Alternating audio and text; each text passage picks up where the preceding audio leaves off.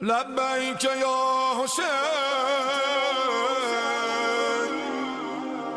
لبيك يا حسين وأرواح العالمين واللعنة الدائمة على أعدائهم أجمعين من حين عداوتهم إلى قيام يوم الدين. أما بعد، فقد قال الله تبارك وتعالى في محكم كتابه: بسم الله الرحمن الرحيم.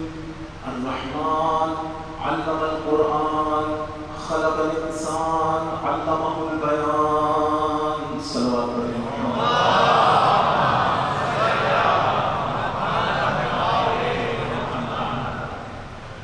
خدا متعال کا نہایت شکر گزار ہوں جس نے ہم سب کو ایک مرتبہ پھر یہ توفیق عنایت کی کہ اس کا اور اس کے پاک بندوں کا ذکر بجانا سکے.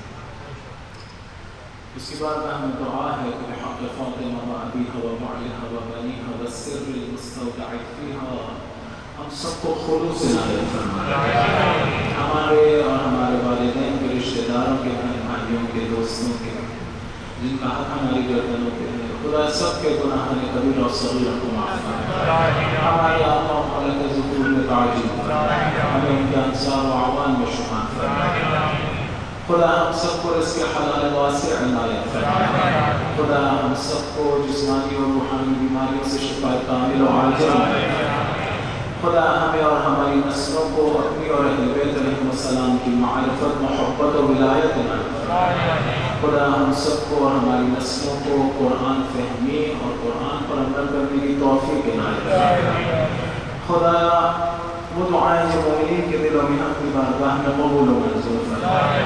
وہ دعائیں جو ہمیں کرنی چاہیے لیکن نہیں کر سکا، یا یاد نہیں ہے، غفلت ہے، یا عقل کی رسائی نہیں ہے، بہرحال ہماری حاجتیں خدا اپنی بارگاہ میں قبول و منظور فرمائے. دعاؤں کی قبولیت کے لیے، مجلس کی قبولیت کے لیے، مزید توفیقات کے لیے ایک مرتبہ صلوات پڑھتے ہیں. محمد و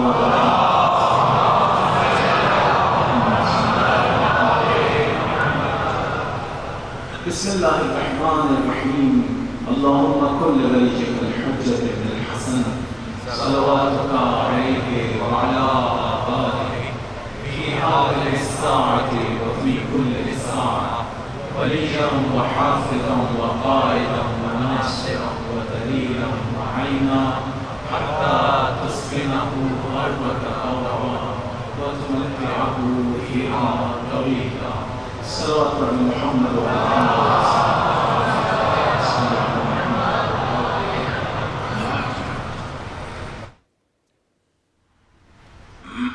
آج کا دن بہرحال روز جمعہ کا دن تھا کہ جس میں امام زمانہ علیہ السلام کے ظہور کی توقع کی جا سکتی ہے. ہماری ذمہ داری ہے کہ ہم امام زمانہ علیہ السلام کو کثرت سے یاد کریں. ایسا نہ ہو کہ ہم اپنے زمانے کے امام حسین علیہ السلام، زمانے کے امام علی علیہ السلام کو بھول جائیں. بعض بزرگان نے کہا حد اقل ایک مرتبہ دن میں کھلے آسمان کے نیچے جا کے سر پہ ہاتھ رکھ کے انسان کو امام کی طرف توجہ کرنی چاہیے اور کہنا چاہیے: یا صاحب الزمان ادرکنی، یا صاحب الزمان غثنی، المستغاث بک یا صاحب الزمان، المستعان بک یا صاحب الزمان. ایسا نہ ہو کہ ہم لوگ ایک عادت پیدا کر لیں امام کو یاد نہ کرنے کی. یہ درست نہیں ہے، یہ درست نہیں ہے. ہمیں امام سے زیادہ کسی چیز کی اس دنیا میں ضرورت نہیں ہے. لیکن بہرحال بعض اوقات ہم لوگ ان چیزوں کی طرف توجہ نہیں کرتے، دنیا میں اس قدر مشغول ہو جاتے ہیں. بعض اوقات چند دن گزر جاتے ہیں اور اپنے امام کو یاد نہیں کیا ہوتا. آیت اللہ مدنی کو کسی نے محراب میں روتے ہوئے دیکھا. آیت اللہ مجتہدی تہرانی نے غالباً، بہرحال انہی کی زبان سے میں نے یہ سنا ایک ویڈیو میں. انہیں روتے ہوئے دیکھا گیا، پاس گئے، پوچھا کیوں رو رہے ہیں نماز پڑھنے کے بعد. کہا مولا کی زیارت ہوئی تھی، کہہ رہے تھے دیکھو میرے ماننے والے نماز پڑھنے کے بعد چلے گئے، میرے لیے دعا نہیں کی. ایسا نہ ہو عزیزان کہ ہم لوگ بھول جائیں. بہرحال اس دعا کے پڑھنے کا ایک مقصد میرا یہ ہے کہ ہم لوگوں کی توجہ ہو جائے کہ ہم اپنے آقا مولا کو یاد کریں. ہم لوگ قائل ہیں کہ مولا نے ظہور فرمانا ہے، اس لیے ہم ان کے ظہور کی دعا کرتے ہیں۔ جو اہل سنت کے برادران ہیں وہ قائل ہیں کہ امام زمانہ علیہ السلام، امام مہدی علیہ السلام نے متولد ہونا ہے، انہیں چاہیے وہ ان کے تولد کی دعا کریں، کوئی لڑائی جھگڑے والی بات تھوڑی ہے۔ ہم لوگ قائل ہیں ظہور ہونا ہے اور ہم ظہور کی دعا کرتے ہیں۔ ہم قائل ہیں کہ یہ دنیا باقی ہے اور یہ امام کے بغیر اور حجت کے بغیر باقی نہیں رہ سکتی، اس کا باقی ہونا بتاتا ہے کہ وہ ہیں اور ظہور فرمائیں گے۔ وہ قائل ہیں کہ متولد ہونا ہے، جھگڑے والی کوئی بات تھوڑی ہے۔ جو قائل ہیں کہ انہوں نے متولد ہونا ہے، انہیں چاہیے کہ اپنی مسجدوں میں شب قدر میں دیگر مناسبتوں پر امام مہدی علیہ السلام کو یاد کریں، صرف اس وجہ سے کہ شیعہ دم بھرتے ہیں امام مہدی علیہ السلام کا اور ہمارے ائمہ علیہ السلام کی اولاد میں سے ہیں، یہ تو سب کے نزدیک ایسا ہی ہے۔ صرف اس بنیاد پہ تھوڑی یہ کیا جا سکتا ہے کہ امام زمانہ علیہ السلام کو یاد نہ کیا جائے۔ ظلم ہے امام زمانہ علیہ السلام کے حق میں اگر مولا کو یاد نہ کریں، چاہے وہ ہم لوگ ہوں چاہے دوسرے لوگ ہوں۔ ایک درود پڑھتے محمد و آل محمد علیہ السلام۔ تو سب سے پہلے تو یہ کہنا چاہتا ہوں کہ ہماری ایک عادت ہونی چاہیے۔ عادت کا مطلب یہ نہیں کہہ رہا ہوں کہ عادت یعنی توجہ کے بغیر نہیں کہنا چاہ رہا ہوں، یعنی ہماری زندگی کے کاموں میں سے ایک کام نہایت اہم یہ ہونا چاہیے کہ ہم روز امام کی یاد میں مبتلا ہوں۔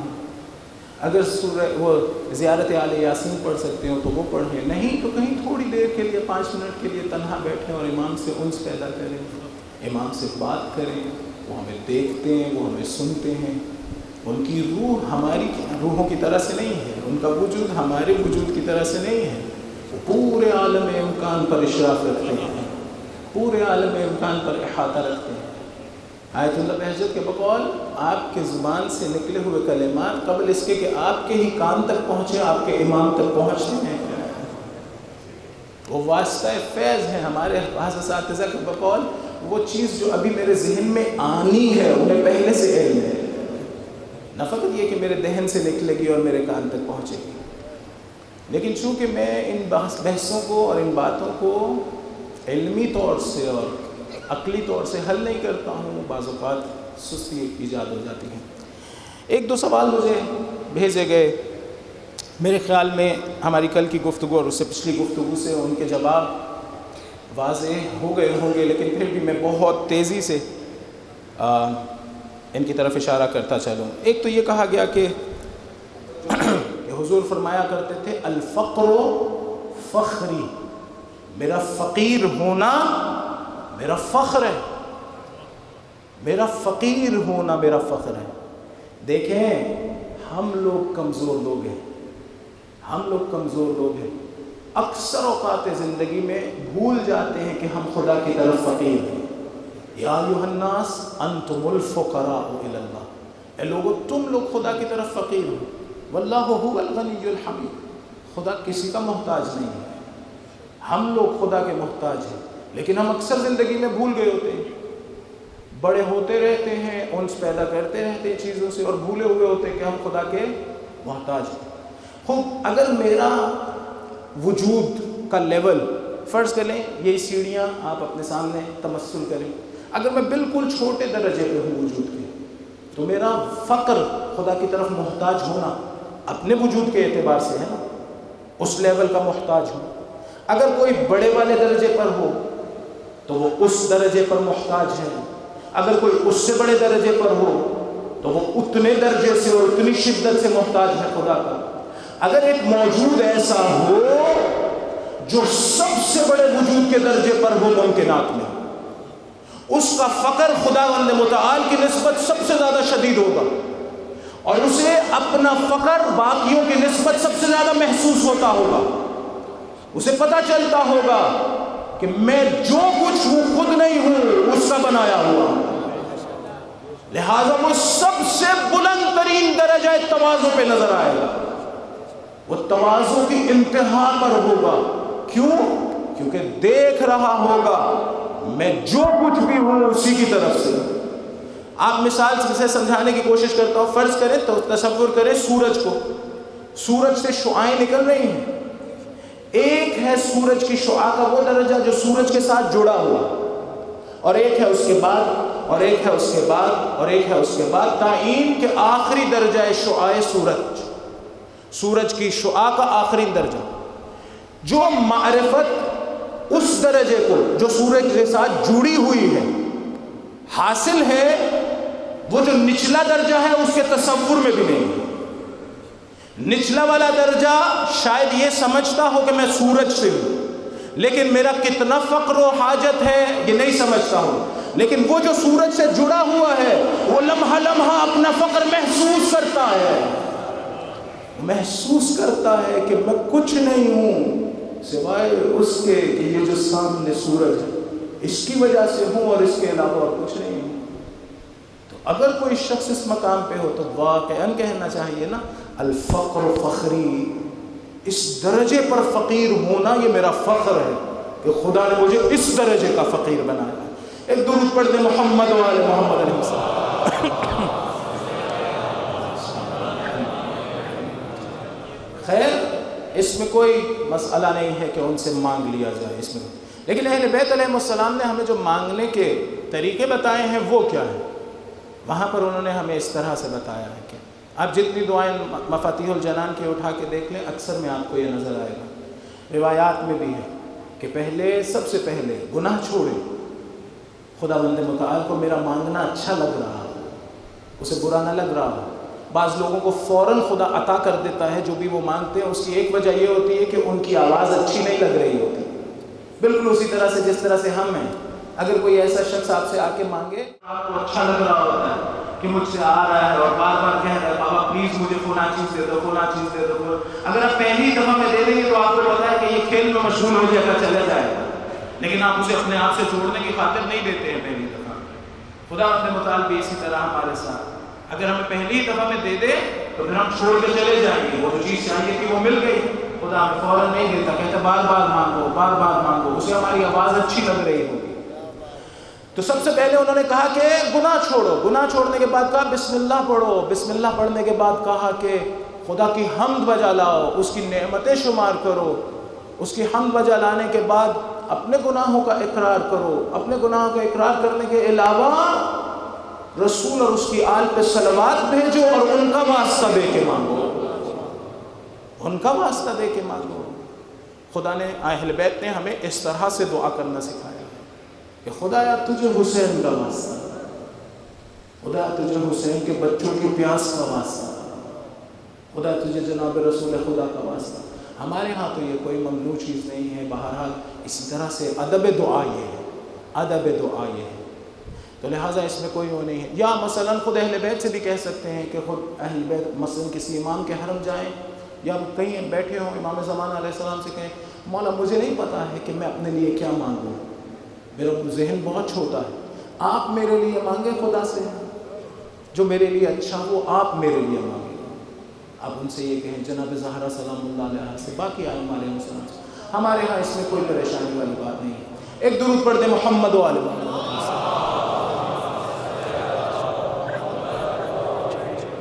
تو میں عرض کر رہا تھا کہ جناب امیر علیہ السلام ایسے درجے پر فائز ہیں جہاں خدا نے انہیں اپنے ساتھ رسول کی رسالت پر گواہ بنایا، اور جناب امیر علیہ السلام کو اپنی یہ صفت بہت اچھی لگتی تھی۔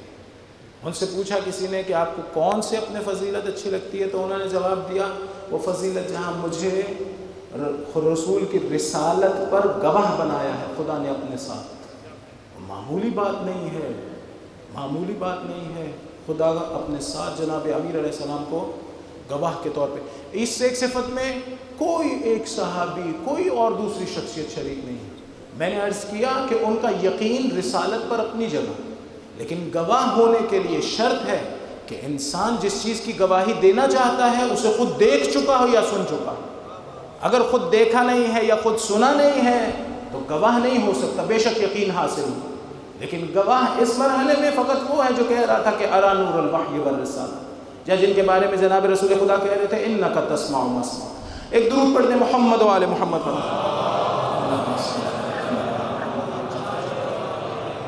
لیکن اہل بیت علیہ السلام کی مظلومیت یہ ہے کہ ان کے فضائل کو چھپانے کا ایک طریقہ لوگوں نے یہ اختیار کیا کہ وہ فضائل جو ان کے بارے میں تھے وہ دوسروں کے نام لگا دیے جائیں.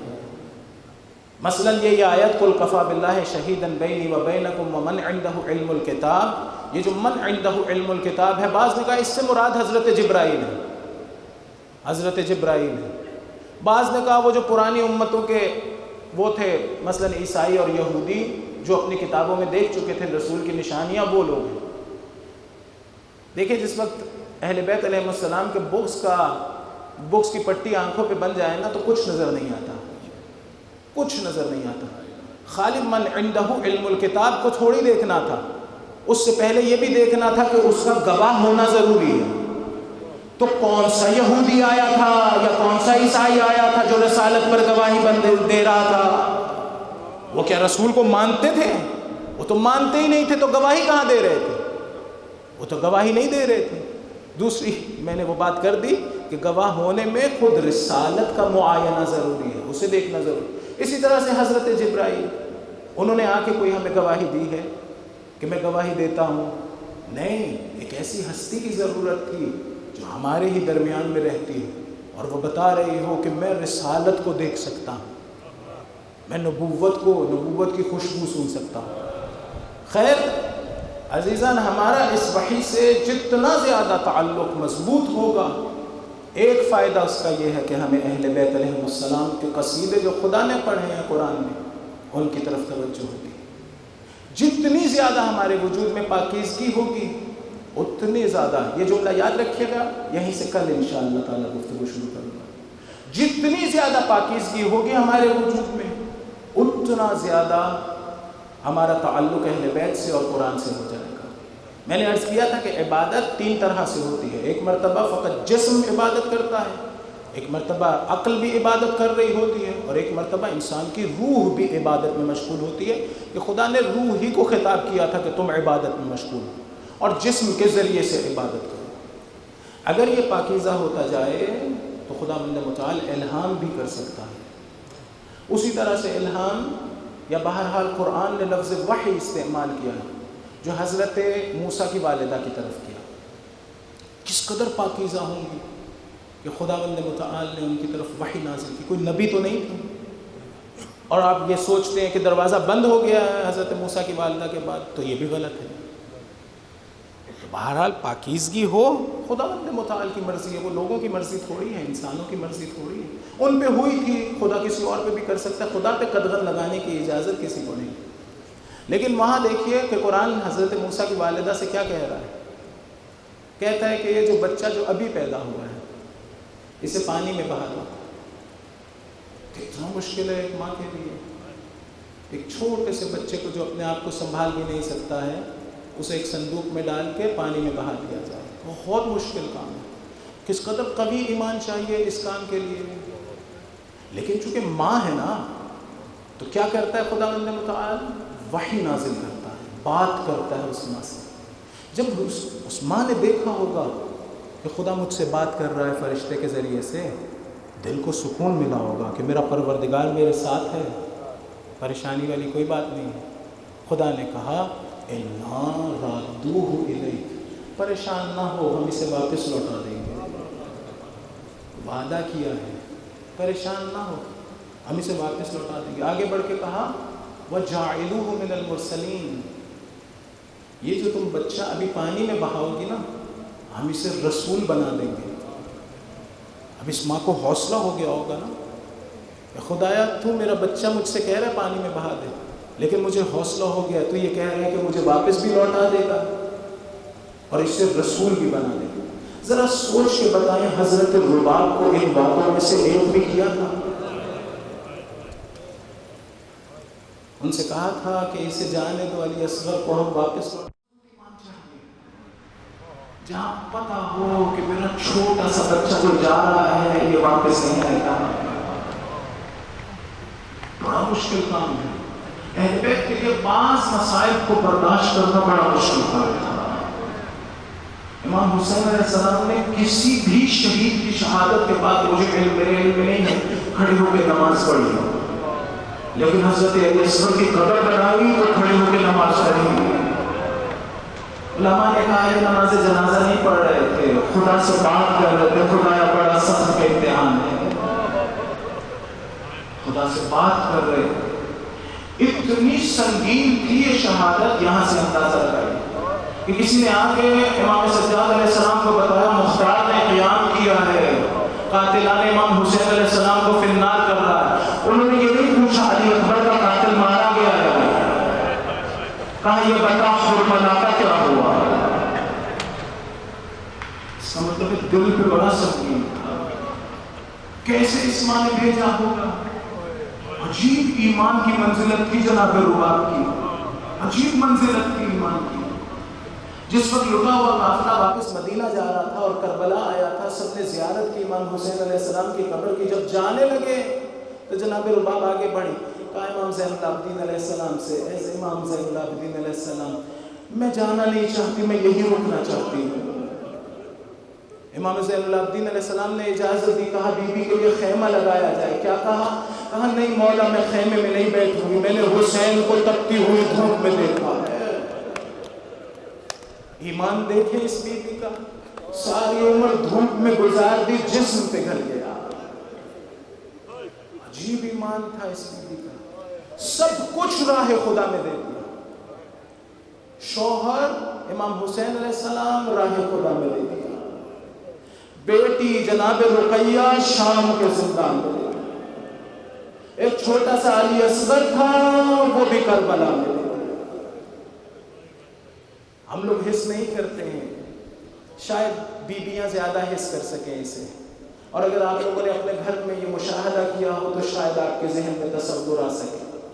دیکھیں جب بچہ چھوٹا ہوتا ہے نا، دودھ پینے والا بچہ ہو تو اس کو ماں سے بڑا لگاؤ ہوتا ہے، ماں کی خوشبو محسوس کرتا ہے، ماں اس کی خوشبو محسوس کرتی ہے۔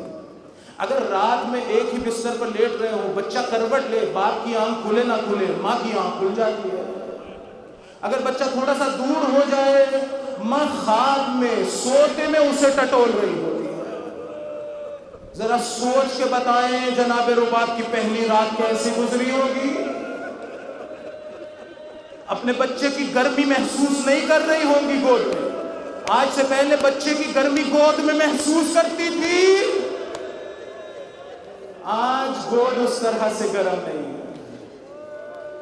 شام غریبہ میں جناب زینب سلام اللہ علیہ نے کسی کے رونے کی آواز سنی، پشت خیمہ پر جلے ہوئے خیمے کے پیچھے، ایک مرتبہ جا کے دیکھا تو جناب رباب رو رہی تھی۔ کہا بی بی گریہ کیوں کر رہی ہو؟ کہا ہے جناب زینب پانی بند تھا، خدا نے جو غذا علی اصغر کے لیے رکھی تھی وہ خشک ہو گئی، میرا بچہ تھا، یہ غذا نہیں تھی، عصر عاشور تھوڑا سا پانی آ گیا، میں نے پیا، خدا نے غذا واپس لوٹا دی، میرا بچہ میرے پاس نہیں۔ اجرکم اللہ، اجرکم اللہ۔ ایک مرتبہ جب تنے تنہا رہ گئے امام حسین، وہ جس کا علی اکبر مارا گیا، جس کا عباس مارا گیا، قاسم مارا، تنے تنہا رہ گئے، خاک کربلا پہ کھڑے ہو کے آواز دی، حل من ناصر ینصرنا حل من مغیث یرجو اللہ بغاثتنا، کوئی ہے جو حسین کی مدد کو آئے؟ ایک مرتبہ مولا نے سنا خیموں سے رونے کی آواز بلند ہوئی، مولا خیمے میں آئے، بیویوں سے کہا اے بیویوں ابھی حسین زندہ ہے، تم اس طرح سے نہ رو، کیوں رو رہے ہو؟ کہا مولا یہ بچہ پیاسا ہے، یہ ابھی سے پہلے گریہ نہیں کرتا تھا، اسے بھی پیاس ہے، لیکن یہ آنکھیں کھولتا تھا، ہمیں دیکھتا تھا اور دوبارہ آنکھیں بند کر لیتا تھا، نہ جانے آپ نے کیا کہہ دیا، یہ بچہ رو رہا ہے۔ مولا نے کہا نابلین الطفل الصغیر، لاؤ میرا بچہ مجھے دے دو، میں لے کے جاؤں شاید پانی ملے۔ بعض علماء نے کہا جب لے کے جا رہے تھے نا، شاید ان کا تخیل ہو، شاید وہ اس طرح محسوس کرتے ہو، لے کے جا رہے تھے تو ایک مرتبہ ماں نے کہا ہوگا مولا یہ بچہ تھوڑی دیر کے لیے مجھے دے دو۔ بچہ لیا، خیمے میں گئی، صندوق سے نیا کرتا نکالا، علی اصغر کو پہنا، بالوں میں کنگھی کی ہوگی، شاید کچھ کہا بھی ہو، شاید کہا ہو علی اصغر تیرا بابا بڑا پیاسا ہے، شاید یہ تخیل ہو. ایک مرتبہ میدان میں آئے, علماء نے کہا گود میں حضرت علی اصغر تھے اور اپنی ابا ان پہ ڈالی ہوئی. آپ بھی تو یہی کرتے ہیں نا, بچے کو اگر دھوپ میں لے کے جائیں تو کوشش کرتے ہیں کسی طرح بچہ چھاؤں میں رہے, چاہے آپ دھوپ میں رہیں. امام نے اپنی ابا ڈالی ہوئی. بچے کی جلد بڑی نرم ہوگی, نازک جلد ہوگی. بعض نے کہا حضرت امام حسین میدان کی طرف جا رہے تھے تو بار بار ابا اٹھا کے دیکھتے تھے. کیا دیکھ رہے تھے؟ انہوں نے کہا دیکھ رہے تھے کہ اگر علی اصغر مر گئے ہیں, حسین کو علی اکبر کے قاتلوں سے پانی نہ مانگنا پڑے. وہ جس نے کبھی کچھ نہ مانگا ہو وہ کیسے پانی مانگیں گے؟ ایک مرتبہ آئے, لشکر عادہ کو خطاب کیا, اما ترونہ کیف یتلذا.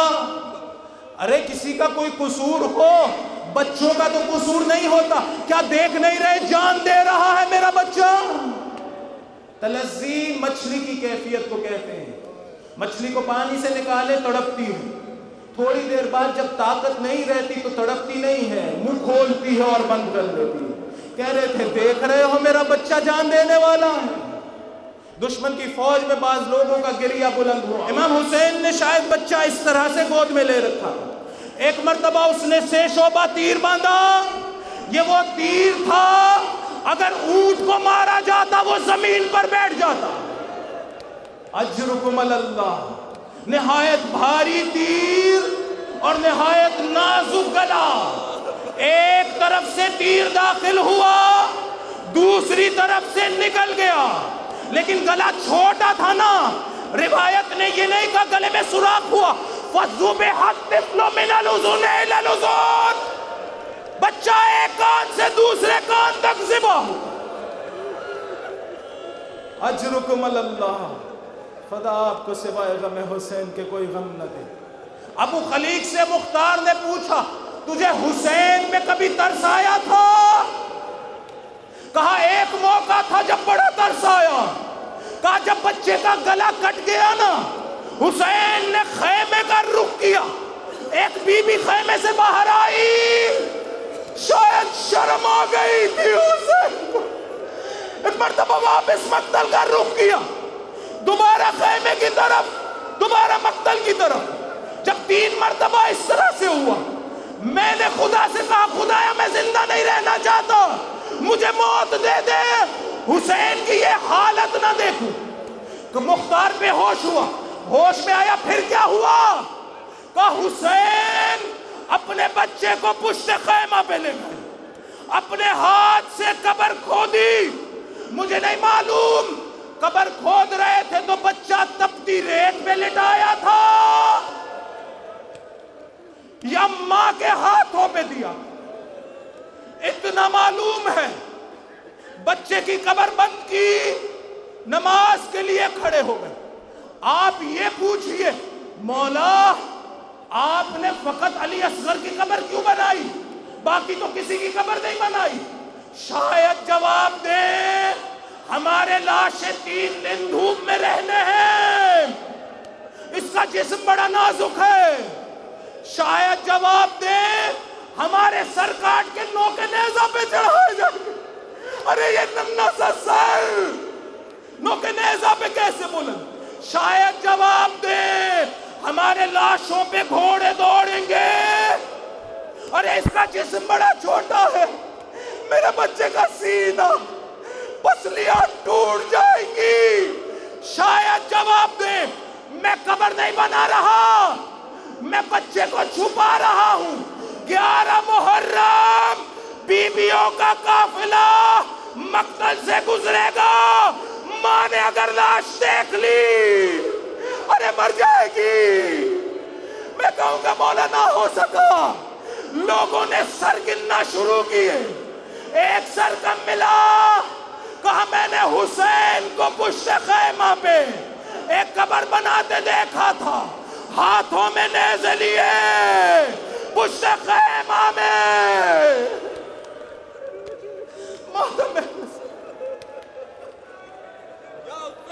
لبیک یا حسین لبیک یا حسین